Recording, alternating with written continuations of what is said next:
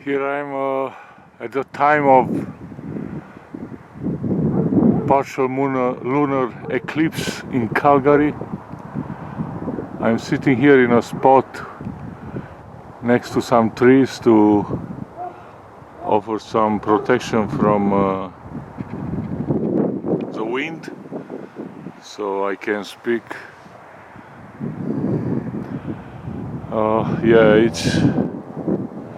I don't think it's a big deal from this location. Let's see the time, 12:41 p.m.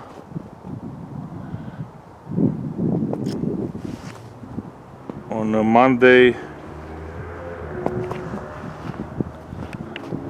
April 8th, 2024. And I'm going to zoom now on the snowy mountains in Canadian Rockies, visible from this point in northwest Calgary in Edgemont. Yeah, it's a lot of snow, and we had the second snowiest month of March on record last month, and people are talking about lack of snow and climate change and global warming. Well, as you can see, there is plenty of snow on April 8th. Let's go back to the sun.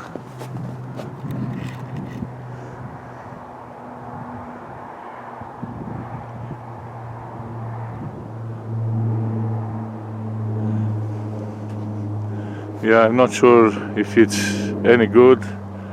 We'll have to see later, but this is the only chance I have, you know, for a local partial moon eclipse. And in the meantime, I want to talk about I'll go back to the sun every now and then. They say the Shasta Lake in California is almost full. It's over 90% full now, maybe 95 today, which is the greatest lake in US, artificial lake nonetheless. It's along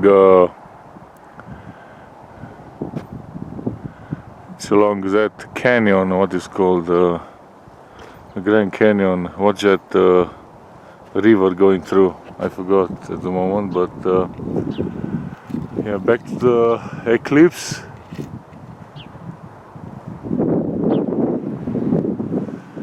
I believe the second largest lake, Lake Mead in US, is also almost full, if not full.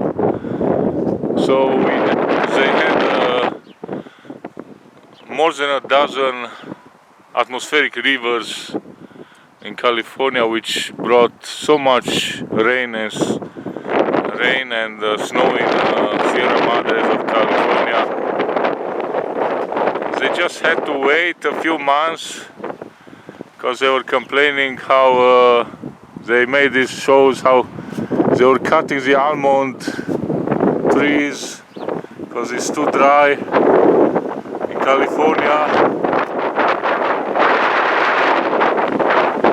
It's getting windy, so I don't know if you can hear me, but it was getting so dry in California. And the next thing you know, they had these atmospheric rivers at least a couple of years in a row, if not three, I don't remember, but now it's no more dryness. They even had in Death Valley, they had a lake forming. And also they had an older lake forming in the middle of California. I don't have the name at the moment on top of my head. That he was gone for, I don't know, decades, or if not half a century or whatever. And yeah, back to the eclipse.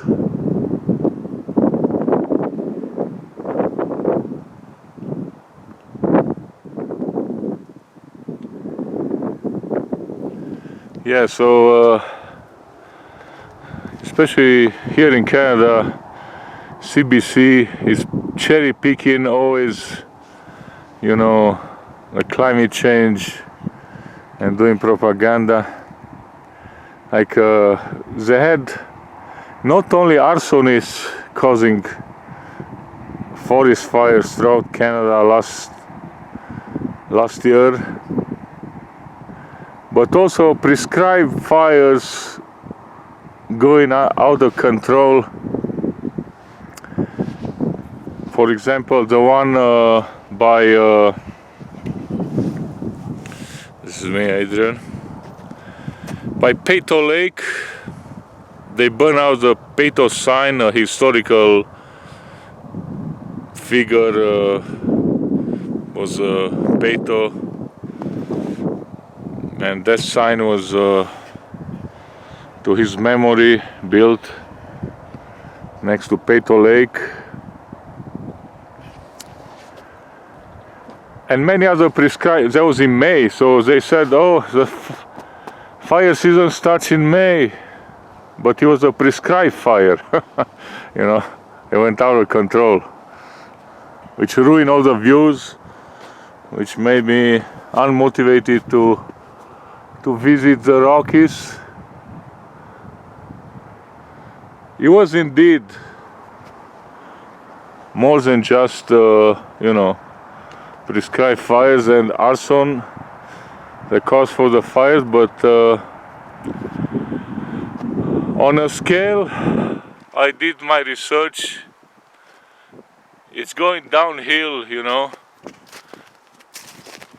The curve goes downhill for the area burned throughout the earth since the beginning of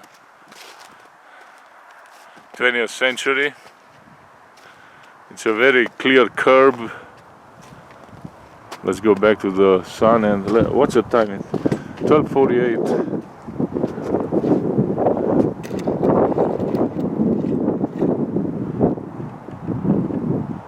Yeah, you're not supposed to look in the sun, so I'm just holding the camera. Maybe I'm lucky to get some shots. I don't know.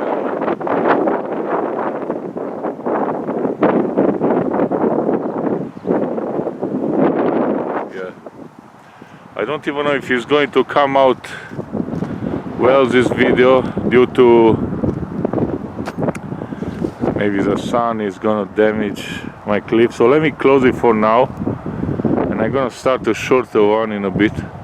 Backup clip for the partial lunar eclipse here in Calgary, April 8, 2024. At this time should be about a third of the moon covering the sun. As you can see here, we have had plenty of snow. Second snowiest month of March on record. Canadian Rockies has plenty of snow.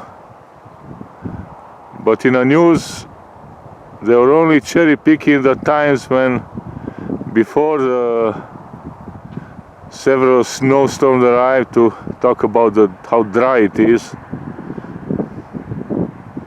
Now they stopped talking about it.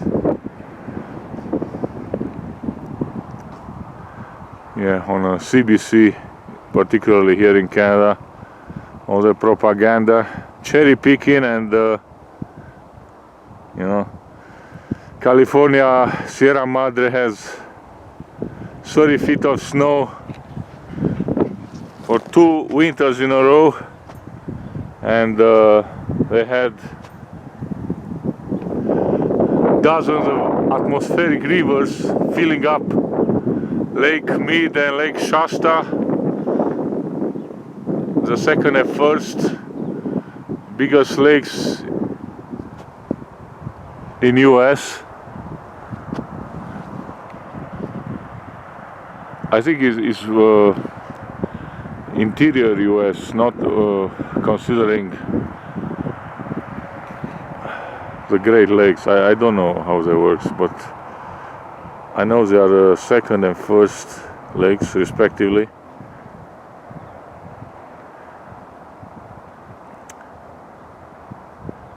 Yeah, lots of snow, but it's big avalanche danger right now. And just training on this hill, you can see my training route is from this side down, straight down, 40 vertical to the street there. Let's go back to the eclipse.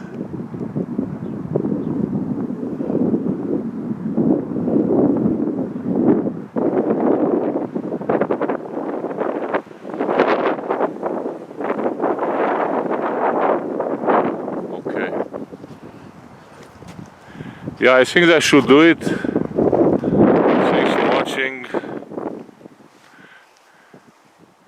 from Calgary, Alberta. Cheers. That was Adrian, by the way.